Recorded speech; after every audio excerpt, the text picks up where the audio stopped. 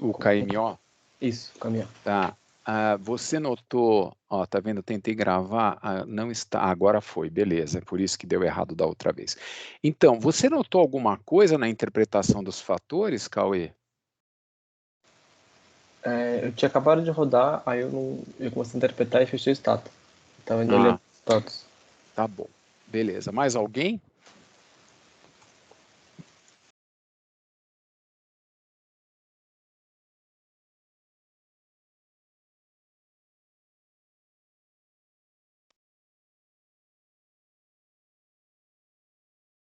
Acho que não. Eu vou fazer então aqui, vou trazer o stata, a interpretação dos... A gente vai fazer aqui a nossa interpretação, e aí a gente faz uma visão geral dos fatos, da análise. Muito bem, então aqui a gente tem a carga do banco de dados, como a gente tem que fazer tipicamente, sempre tendo em vista e lembrando de importar a primeira linha como rótulo, né, para evitar que ele tenha problema de interpretação. E aqui a gente tem já o resultado, né? A gente tem aqui as marcas, né? As marcas, não, desculpa, os campos e as respectivas descrições, né? Para a gente poder seguir em frente. Primeira coisa que a gente vai fazer é sempre uma análise descritiva, né? Para não perder o hábito. Nesse caso aqui, eu vou considerar todas as variáveis que estão, que são, nesse caso, métricas, e vou pedir para ele calcular ali as medidas padrão. É uma das possibilidades que eu posso estar fazendo. Posso fazer N outras análises, como a gente já disse anteriormente, mas sempre começando com as descritivas. Faço algum tipo de interpretação que possa ser útil no caso, e aí entendo que quero investigar na realidade, né, o que eu posso fazer do ponto de vista de uma análise fatorial. Então, eu vou fazer a correlação entre essas variáveis ainda no âmbito das variáveis das análises descritivas. Então, a correlação é aqui nesse menu, correlações e covariâncias, e aqui, novamente, eu vou utilizar as variáveis de x1 até a variável x10. E aqui ele vai mostrar, né, a matriz de correlação. Como a gente disse anteriormente, eu tenho que ficar com 10 variáveis, eu tenho que ficar caçando essas correlações na tabela. Eu posso poupar esse esforço se eu entrar aqui com pedir que ele faça identificando o nível de significância, que aqui é nesta outra opção, que é a Pairwise Correlation, que é aqui embaixo. Aqui eu faço o mesmo tipo de variável, x asterisco. Poderia fazer de outro jeito. Ao invés de fazer x asterisco, eu vou pedir que seja de x1 até x10.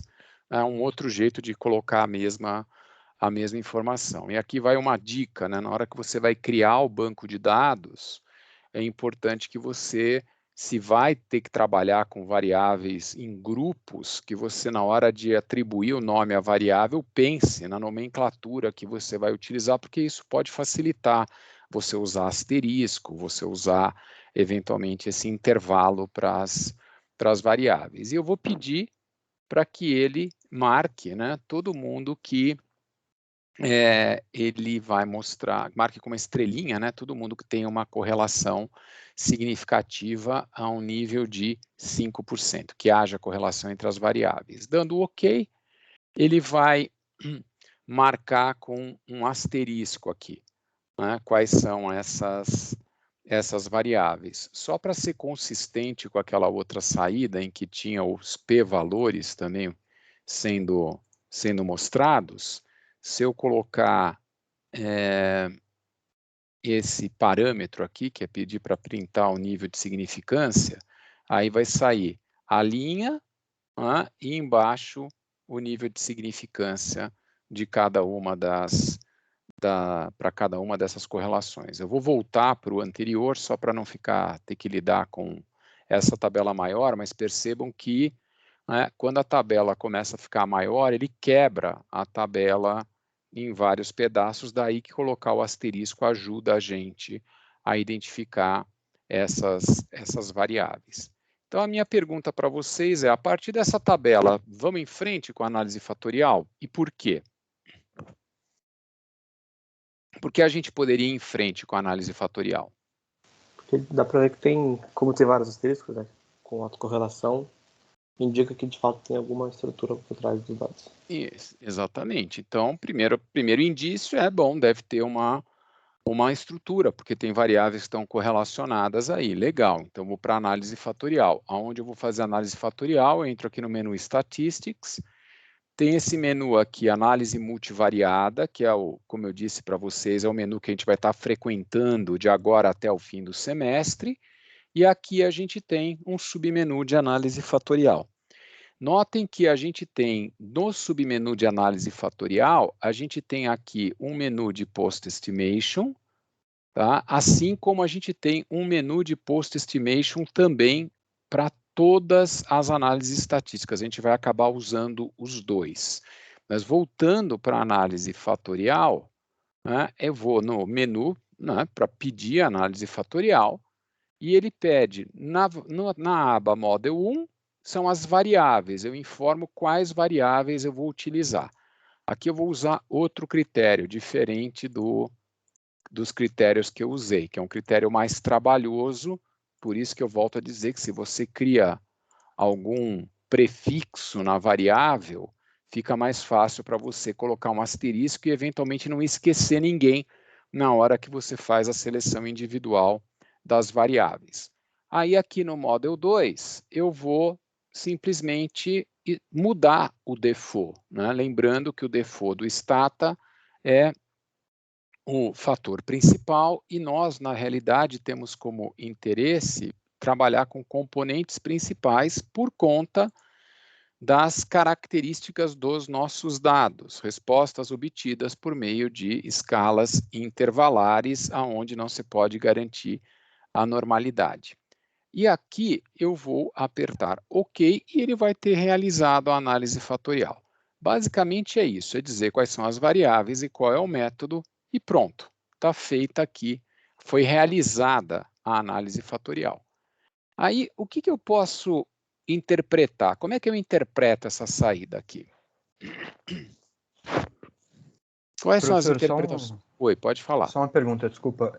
Como que você botou as variáveis ali mesmo? Só clicou em V1 até V7? Aqui eu fiz do seguinte Eu jeito, aqui eu pus uma por uma. Só para mostrar um outro jeito. Eu fui clicando uma por uma. Eu vou colocar como se fosse colocando de novo, tá vendo? Uhum. Tá? Tá. Evidentemente eu vou tirar, porque senão vai dar problema. Beleza. Tá? Vale. Mas basicamente foi assim, poderia ter colocado X asterisco, poderia ter colocado X1 a X10, eu só estou mostrando alternativas, depende muito de como seus dados estão preparados. Ok? Como é que eu interpreto essa saída aqui? O que dá para a gente avaliar a partir desse primeiro resultado aqui? Ali ele fala que tem 3 fatores, né? Uhum. Tanto em cima quanto ali se olhar no eigenvalue maior que 1. Isso, então aqui eu tenho retained factors, né? Ele está dizendo que são 3 fatores. Aqui, né, qual foi o critério? Se a gente olhar aqui, todos os fatores que têm eigenvalue maior que 1. O que mais? Aí dá para você ver ali na proporção e no cumulativo quanto que ele explica. Então, com 3 são 84%. Então, os 3 fatores juntos representam 84,87% da variância original, sendo que o primeiro fator é 44, o segundo é 30,37, o terceiro 10,50. O que mais? Dá para ver ali o uniqueness da variância embaixo, de cada fator pela variável. Ok. Algum insight a partir desse resultado?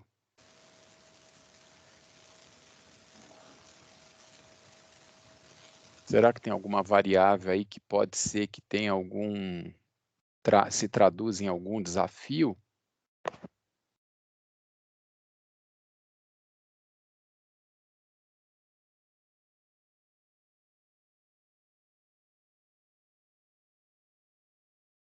comparando os uniqueness das diversas variáveis, alguma delas parece estar um pouco fora Das das 6? características.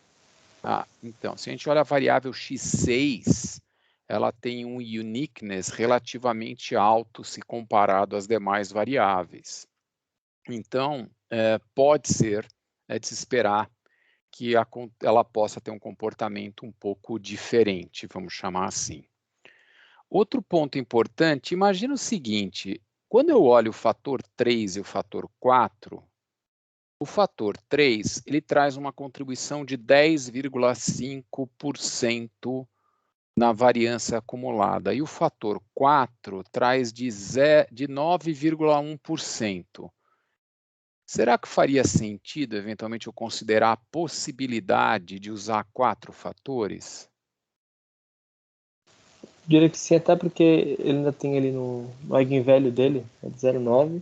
E aí só o fator 5 que cai muito, cai para 0,17. Então, essa é uma possibilidade, eu poderia considerar essa opção. É um outro estudo, mas se eu não fizer o primeiro estudo de uma maneira exploratória, não vou ter essa informação. Então, eu guardaria essa possibilidade, vou seguir com esse até o fim, mas nada me impediria de gerar uma outra análise fatorial com 4 fatores. Eu vou mostrar para vocês como é que a gente faz isso, porque o critério de Kaiser, como eu disse anteriormente, é o critério padrão aceito nesse caso. Mas aí você olha e fala, peraí, mais um fator, eu troco ao invés de 10 variáveis para 3 fatores, eu fico 10 variáveis para 4 fatores, e com isso passo a representar não mais 84, 85%, mas sim 94% de toda a variância. Novamente, é uma decisão sua enquanto pesquisador, enquanto investigador. Aí, qual que seria a próxima operação que eu deveria estar fazendo para interpretar os fatores? Porque aqui eu gerei a análise fatorial, agora eu precisaria interpretar os fatores. Só que antes de interpretar os fatores, eu preciso talvez fazer alguma coisa. Rotacionar? Eu vou rotacionar, porque eu rotaciono sempre para facilitar a interpretação. Então, eu vou aqui no menu específico de análise multivariada, eu tenho aqui no menu de pós-estimação, eu tenho essa possibilidade de fazer a rotação a rotação.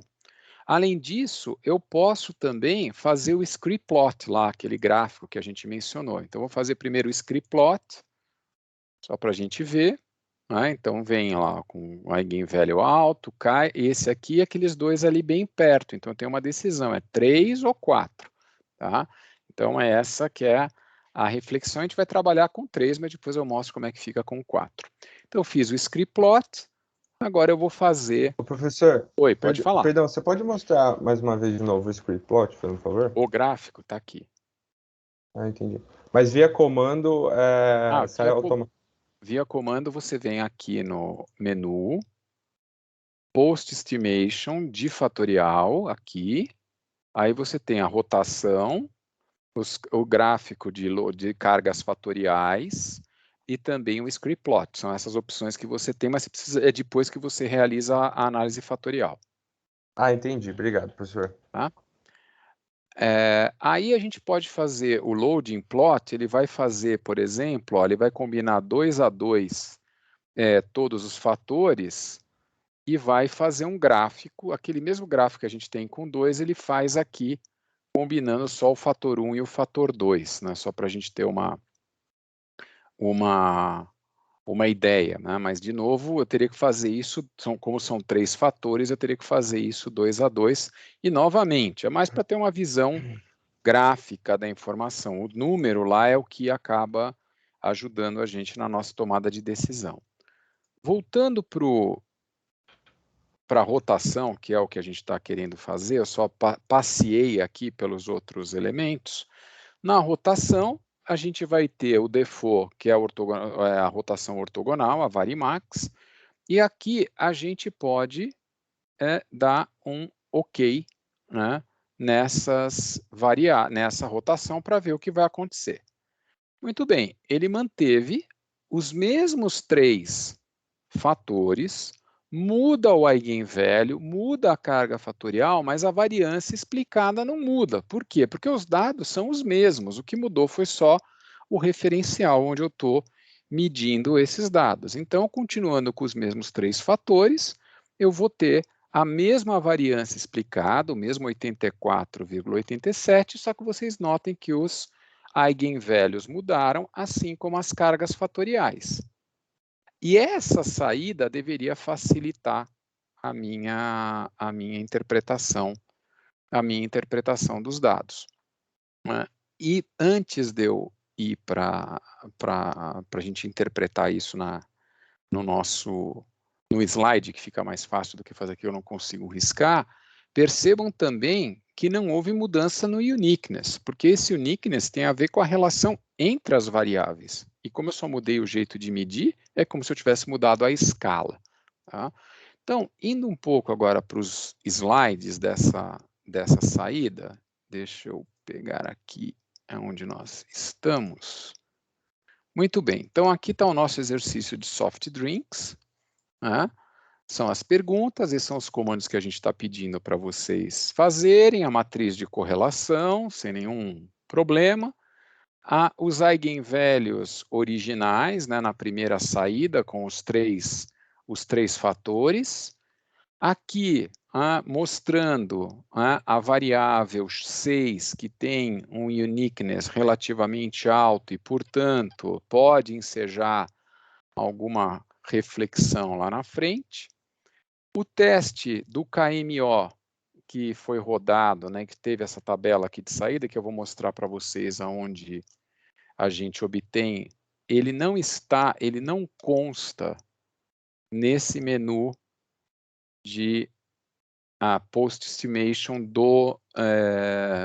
da análise fatorial. Ele está neste outro menu, que é mais geral.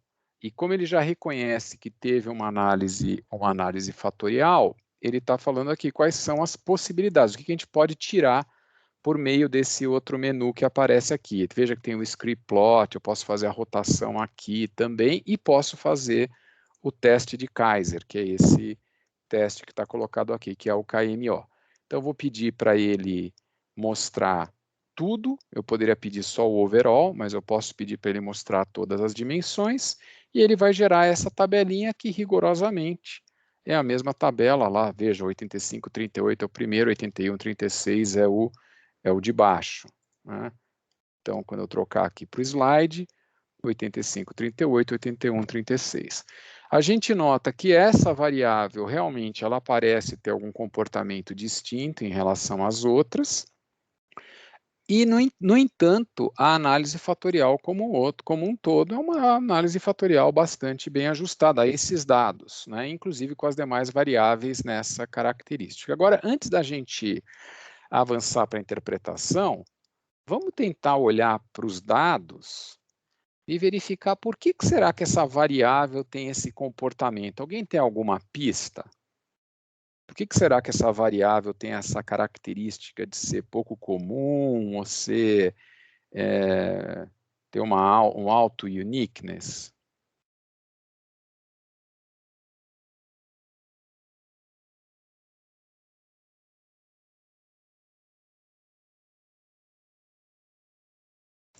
Acho que não fala do produto em si, fala da embalagem, assim, não é?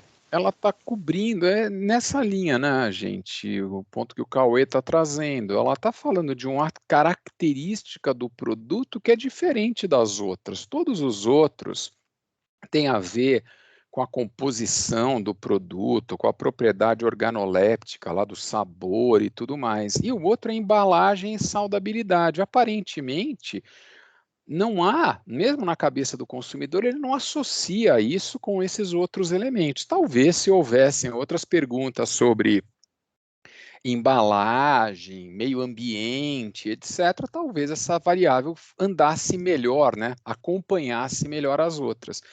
Muitas vezes fica óbvio com 10 perguntas, todas arrumadinhas assim, fica meio óbvio que esse cara pode estar destoando quando eu leio as 10, mas eu posso estar com 40, 50 variáveis e também não consigo desmontar o modelo mental do consumidor. Então, é um pouco um pouco a intuição do uniqueness, um pouco a intuição dessas outras características do conjunto de dados. Então, a gente fez o KMO, né? Temos essa informação, o scriptplot a gente já tinha executado, e aqui a gente está fazendo a interpretação dos fatores já rotacionados. Aqui essa tabela é uma tabela que põe o fator não rotacionado junto com o fator rotacionado.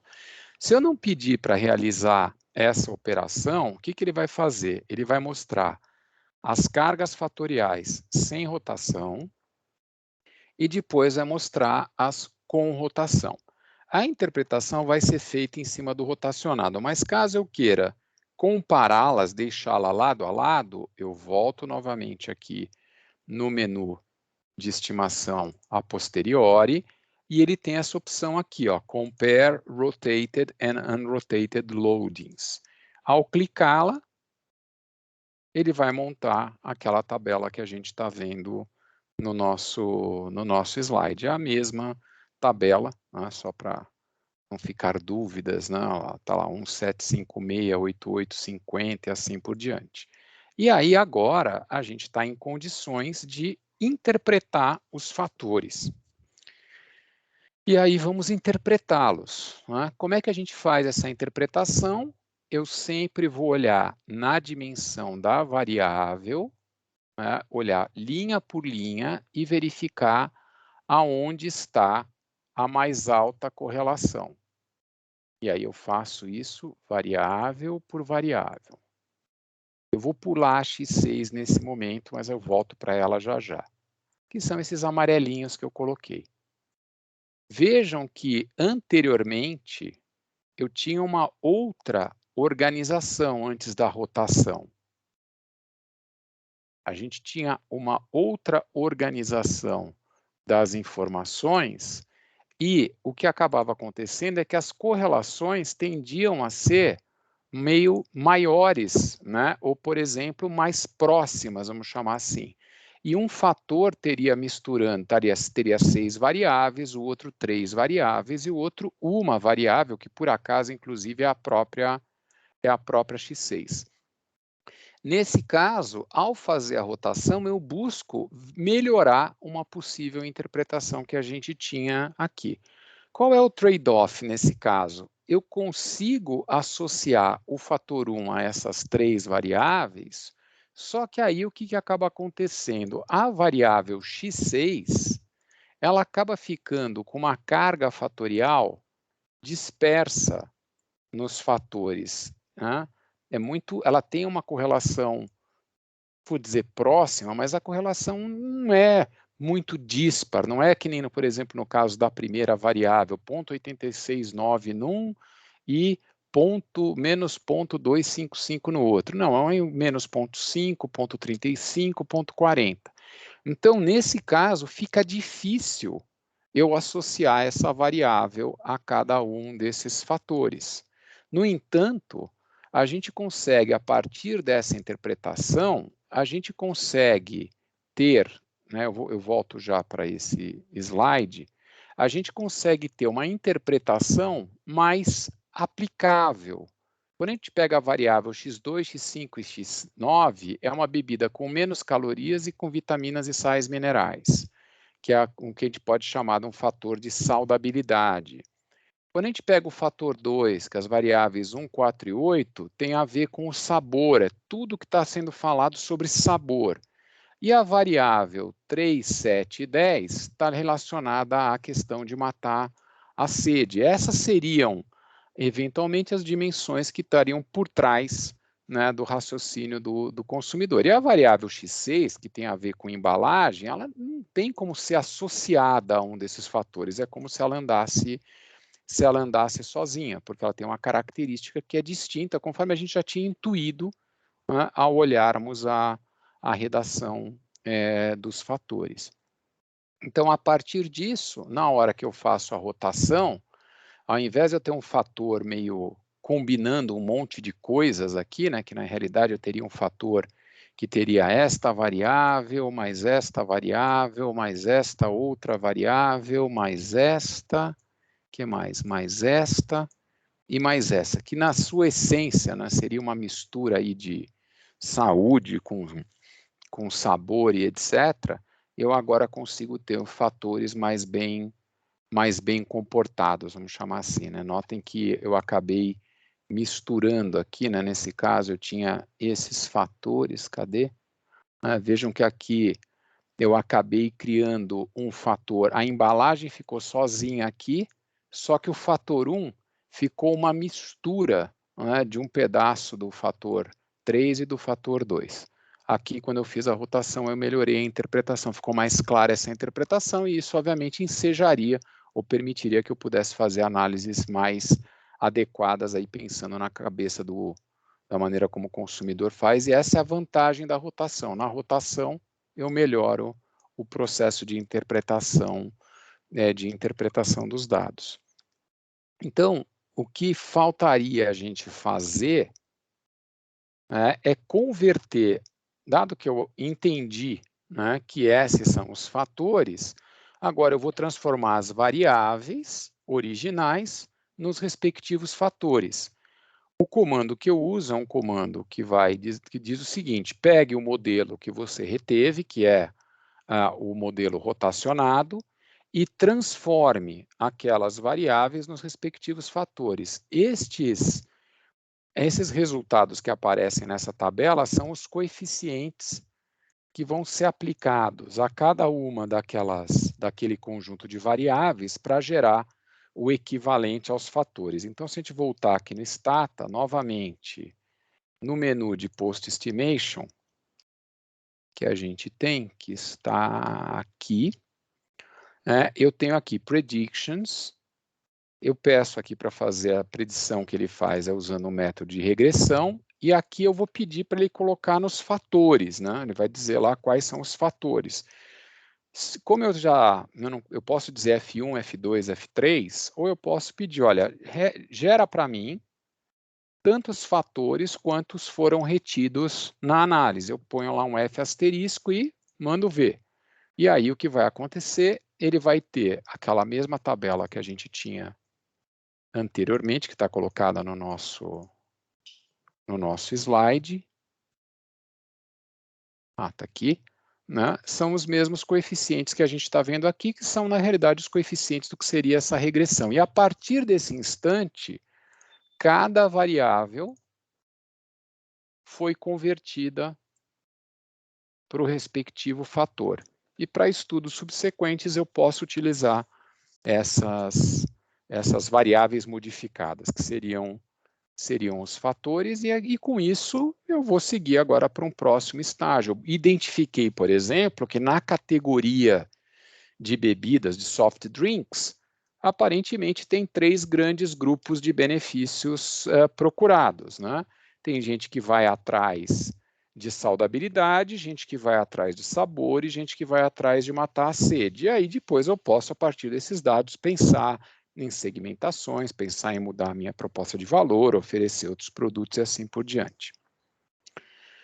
Tudo bem, gente, essa sequência para a gente sair de um ponto e chegar no outro e fazer análise fatorial, passando por todos os estágios, percebendo a importância da questão da rotação para interpretar os fatores. Alguma dúvida, alguma questão, algum comentário, alguma coisa que faltou a gente explorar, ou que a gente poderia esclarecer?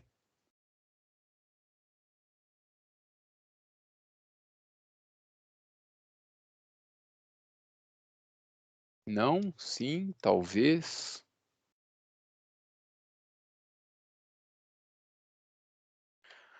Muito bem. Assumindo que não tenhamos essas dúvidas, e vocês vão ter oportunidade de aplicar isso na lista, para quem já teve gente que já andou mexendo na lista, basicamente o que a gente vai fazer na lista é seguir esse processo. Tem lá também uns testes T's que a gente vai fazer 2 a 2 ali a partir dos fatores gerados, mas isso vocês vão ver que é uma mistura desses dois últimos temas que nós tivemos. Com isso eu encerro a análise fatorial e eu vou usar os últimos minutos do nosso encontro de hoje para a gente falar sobre segmentação. Segmentação é o próximo tema que nós vamos estar abordando no nosso programa. Se vocês se recordam, a gente segue um roadmap, ou a ideia de marketing enquanto um processo, em que a gente começou no nosso semestre falando, né, um pouco da parte analítica, em que a gente vai atrás de informações, vai realizar pesquisas, analisando aspectos do contexto, aspectos do consumidor, da concorrência, da própria empresa, e depois disso, a gente tem um conjunto de decisões que a gente chama de decisões estratégicas de marketing, que são basicamente 3: a segmentação, a escolha do mercado-alvo e o posicionamento. Esses são os 3 temas que nós vamos estar percorrendo a partir desse instante, começando pelo conceito de segmentação. E o conceito de segmentação, ele vai cobrir a maneira pela qual nós olhamos para um mercado, e aqui o mercado constituído por um monte de indivíduos ou organizações, porque a gente pode fazer a segmentação também de organizações, e a gente tenta verificar se existem grupos de indivíduos que reagem de forma semelhante ao mesmo esforço mercadológico. Essa noção de segmentação, a gente vai explorar isso mais em detalhes. E a gente escolheu um caso, que é o caso Ontela, que é um caso em que a gente tem um processo de segmentação que se desenvolveu de uma forma bem peculiar. Então, queria passar para vocês como é que se deu o processo de segmentação no Ontela, qual era a aplicação disso, por que eles estavam querendo, por que eles resolveram segmentar os clientes.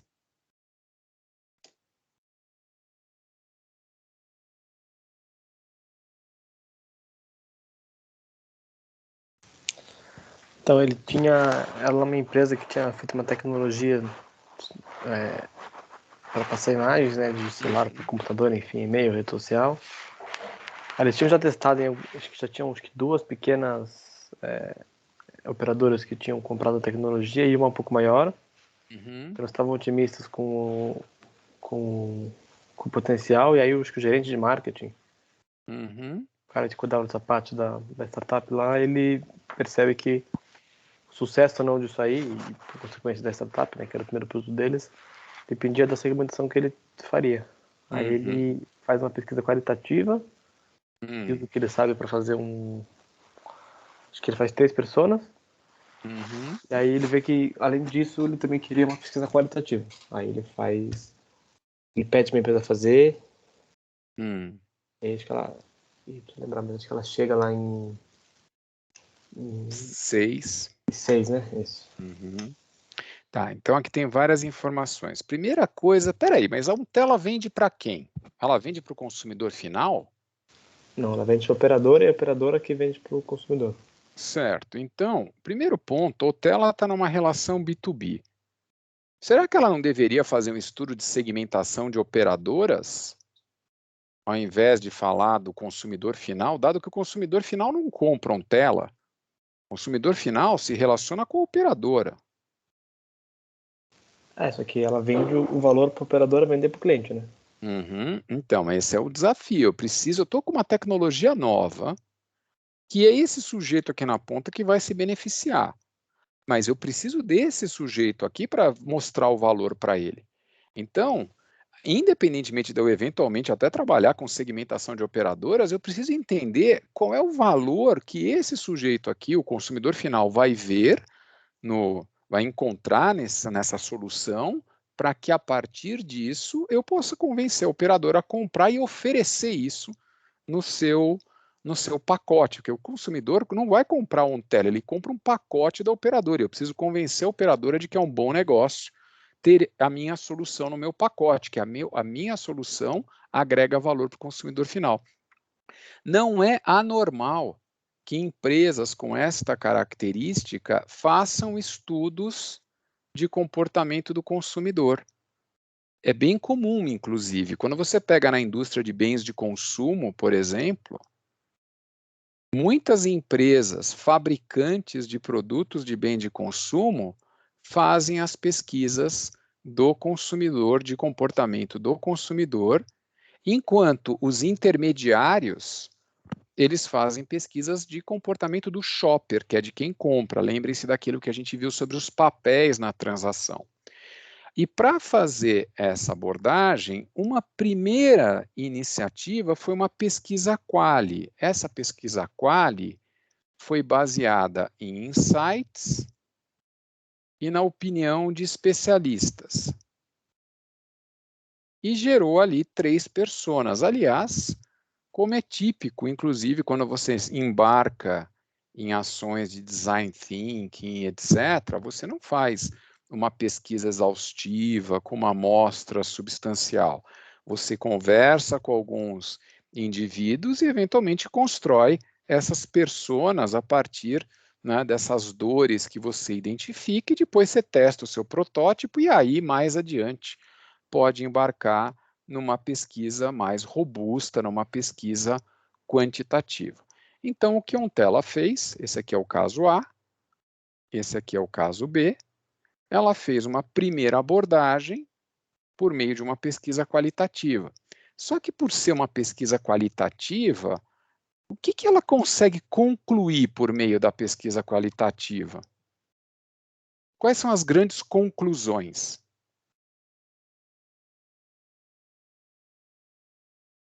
Tem conclusão em pesquisa qualitativa? Não, você só tem insights. Então, você tem insights, podem ser insights muito legais, mas são insights. Para eu poder efetivamente chegar a conclusões e tomar decisões mais assertivas, eu vou precisar passar por uma fase quantitativa. Então, no primeiro momento, o que a Ontela fez? Ela partiu, baseada na experiência e insights de uma pesquisa qualitativa, ela identificou 3 personas, ou 3 segmentos, vamos chamar assim. Nem no caso a gente vê o nome persona, mas enfim, tem a ver com essa ideia, né, de que quem seriam os consumidores típicos, né? Como é que eu sintetizo a ideia desses consumidores? Tem lá a dona de casa, que tem lá por objetivo fazer lá o registro das coisas da sua família, tem a adolescente que está usando, né, essa tecnologia para interagir com o seu grupo, e tem o Steve lá, que é um profissional que usa essa ideia de ficar transferindo imagens, né, do celular, isso é pré-Wi-Fi, pré-várias coisas, ele usa isso para melhor atender aos seus clientes. E a partir desses insights, eles até avançaram bastante, né? Por essas experiências e informações, eles conseguem saber, né, criar atributos de idade, né, demográficos, que momento a pessoa está do seu ciclo de familiar, o que faz, ou seja, descreve de uma maneira bastante rica, tanto demograficamente quanto do ponto de vista de comportamento, e aqui comportamento de uso, né, da solução, seja do produto ou aspectos de estilo de vida, consegue descrever cada uma dessas personas. A partir desses insights, a empresa parte para uma outra pesquisa, aí sim, uma pesquisa quantitativa, em que vai aplicar um instrumento de mensuração. Esse instrumento tem um conjunto de variáveis que tem a ver aqui especificamente com a aplicação, né? O que a gente está chamando aqui de aplicação?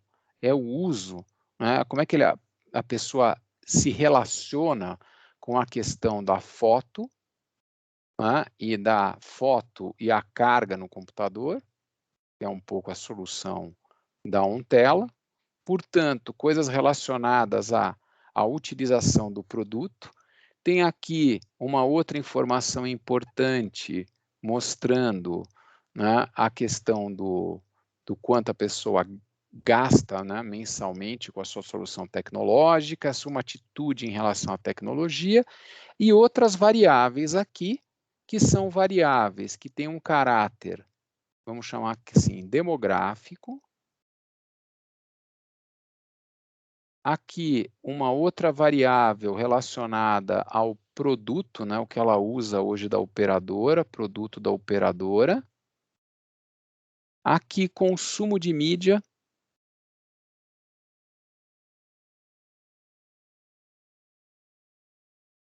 E uso da internet e pagamento.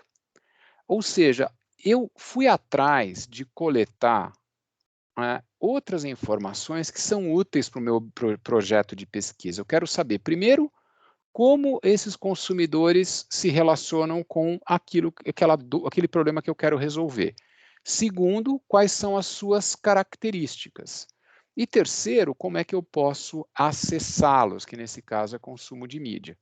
E a partir de uma pesquisa com um certo número, com uma certa amostra da população, respondendo a essas perguntas, eu vou ser capaz, ou deveria ser capaz, de identificar de forma mais assertiva os segmentos existentes e definir, dentre os segmentos existentes, qual que seria aquele que seria o target.